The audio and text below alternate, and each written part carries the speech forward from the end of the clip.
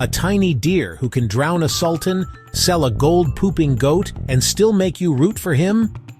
That's Pilandok, and his stories are older than the jungle trails of Palawan, yet they still feel like whispered gossip from a rebel cousin.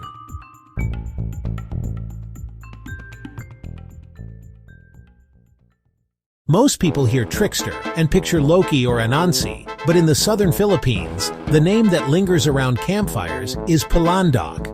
He's the Philippine mouse deer, no bigger than your average house cat.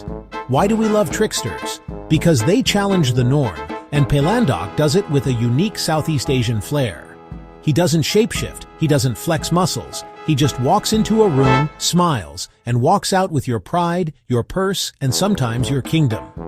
Today we're diving into why a creature weighing less than a sack of rice became the patron saint of clever resistance for farmers, fisherfolk, and anyone who ever felt stepped on.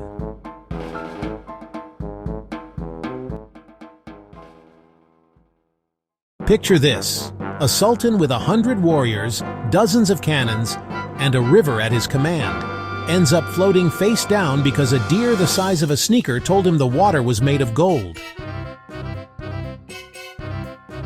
How does that even happen? It's not just absurd, it's a masterclass in psychological manipulation. That sheer audacity, that quiet subversion, speaks to a deeper human desire to see the mighty fall. Stick around, because by the end, you'll realize the trick isn't in the hooves, it's in the listening. Biologically, Pilandok refers to Tragulus nigricans, an endangered forest dweller on Balabac Island. Folklorically, he is the pocket-sized thorn in every tyrant's side. He's physically vulnerable, yes, but mentally invincible. Stories about him echo across Mindanao even though the animal never lived there. Seafarers, traders, and Islamic missionaries ferried the tales island to island, seasoning them with local grievances. The deer stayed small, but the legend grew armor-plated confidence. He is poor, powerless, and perpetually hungry, yet every time the powerful try to squash him, they end up looking like the punchline of a joke they didn't even know they were telling. It's this stark contrast between his small stature and his monumental impact that makes his victory so resonant.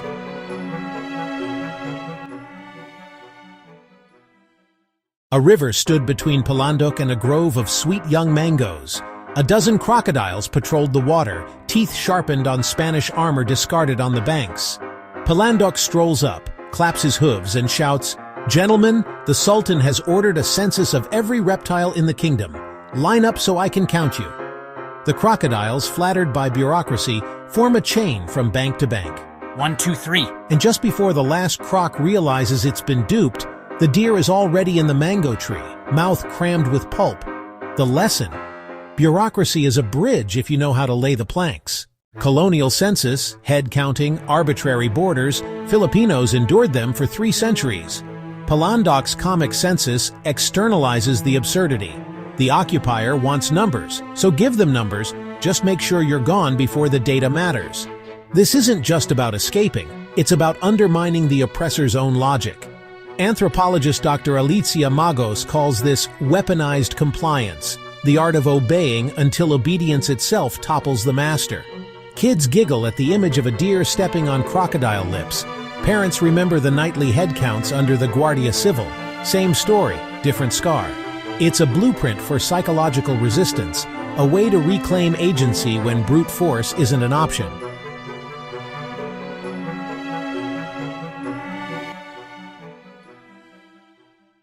Word spreads that Pilandok owns a goat that defecates gold coins. The greedy Sultan of Buaya Natubig invites him to the palace, offers a feast, and casually demands the animal. The goat only works for kind hearts, Your Majesty. The Sultan laughs, seizes it, and orders everyone to witness the miracle. Next morning, no gold, just ordinary pellets. Let me return to the forest. I'll fetch the magic cane that makes true owners rich. Desperate, the Sultan agrees, hands over bags of jewels as down payment, and waits.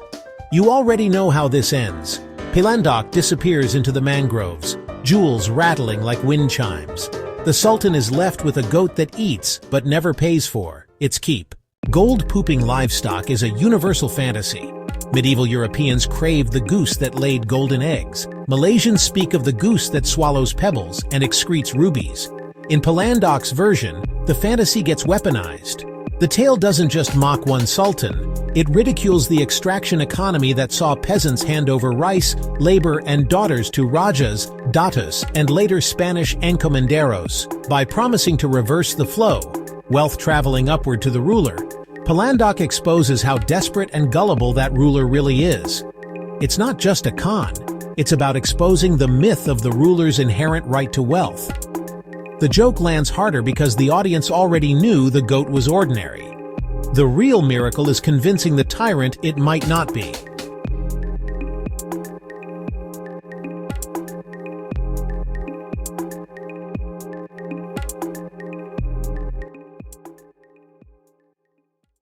Perhaps the eeriest tale is the drowning of Sultan Maharak.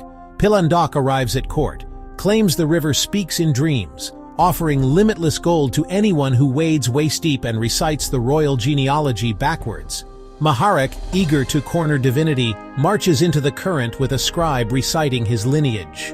Forgive me, sire, the river demands silence. Maharak nods, keeps walking, mouth clamped, lungs filling as the water climbs his silk coat. He drowns, slips, and is gone. Courtiers panic. Pilandok is already shadows among the banyan roots. Tyranny ends not with a roar, but with a hushed obedience. Historians link this episode to the 1754 drowning of Sultan Barahaman of Maguindanao, whose expansionist raids angered inland tribes. Oral storytellers replace tribal ambush with a deer's whisper because metaphor travels safer than sedition. Pilandok's victory is Pyrrhic.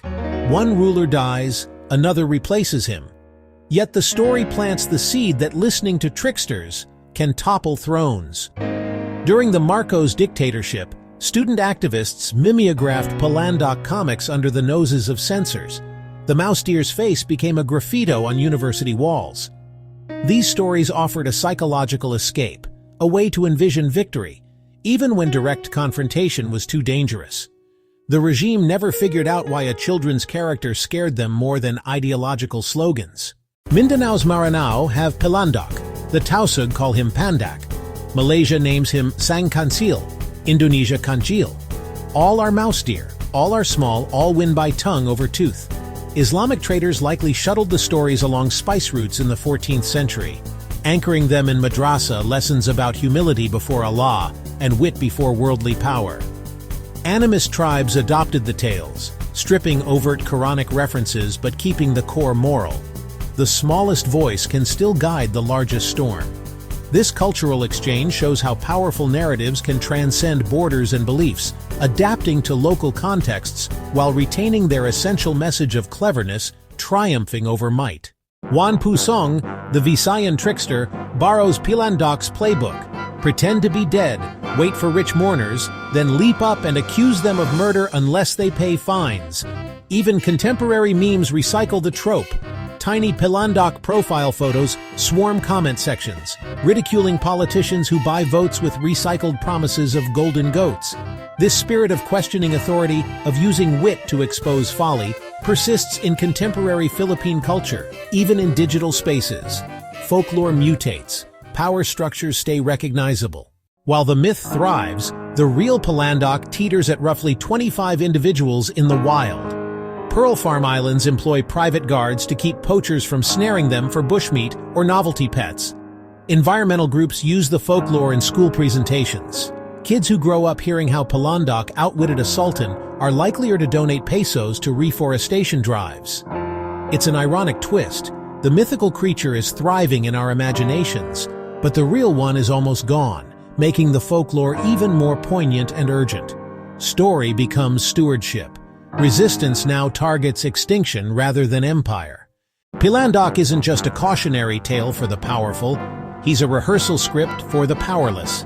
Every retelling is a drill. Watch for the trap, weaponize formality, never trust a golden goat, and remember rivers listen. Colonizers, crooked mayors, or corporate bulldozers, doesn't matter. The size of the enemy stays proportional to the size of the blind spot Pilandok exploits. He reminds us that wit and cunning are formidable weapons, often more effective than brute force. So next time you feel outsized by bills, bosses, or bureaucracy, Ask what would the mouse deer do? He'd smile, count crocodiles, sell impossible livestock, and vanish into the mangroves richer than he arrived. The folklore endures because tyrants keep rebuilding the same palace, digging the same river, chasing the same gold. Pilandok simply updates the punchline. If these stories of clever resistance resonated with you, tap like, mash subscribe, and ring that bell so you don't miss the next deep dive into the myths that shaped and still shape us. May your hooves stay light and your tricks lighter.